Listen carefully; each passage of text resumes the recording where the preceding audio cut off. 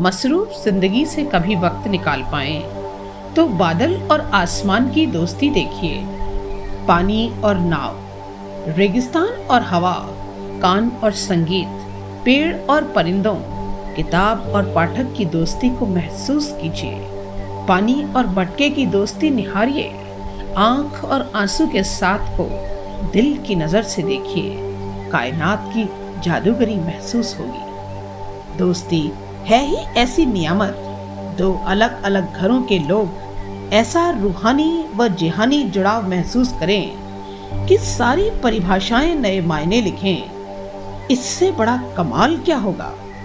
ऐसी जान से प्यारी यारी की है ये कहानी। सिसली नामक नगर में दामोन और इसका मित्र पिथियास रहते थे।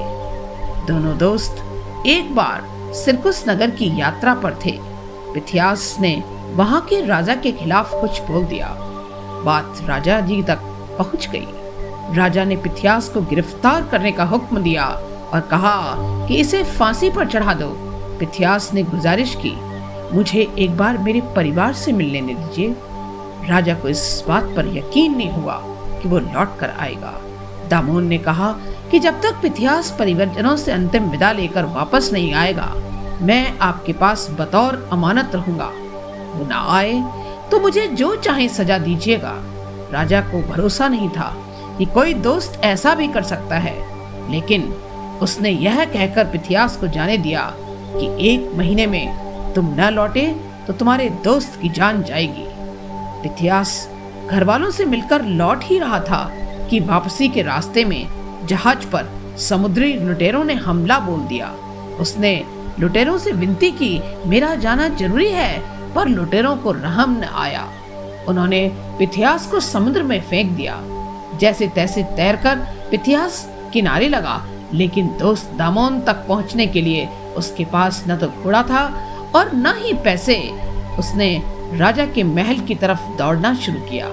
उधर राजा ने दामोन को फांसी पर चढ़ाने की तैयारी कर ली थी। दामोन के चेहरे पर फिक्र का निशान नहीं था। उसको भरोसा था कि दोस्त जरूर आएगा। फांसी ही दी जाने वाली थी कि पिथियास दौड़ता हुआ आता दिखाई दिया।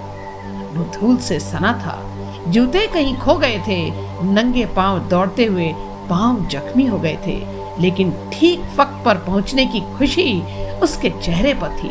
वो चिल्लाया, देखो मैं आ गया, दामोन को जाने दो, मुझे सजा दो। उसने राजा के सामने गर्दन झुका दी। राजा हैरान, भावुक और प्रभावित हो गया। उसने पिथियास की सजा माफ कर दी और दोनों को अपना दरबारी बना लिया। कितनी भावुकता भरी है ये कहानी, लेकिन सच्चाई से लबालब भी। यूं भी दोस्ती किसी खास मायने से परे की शय है। आप अपने दोस्तों से ऐसा रूहानी रिश्ता रखेंगे ना?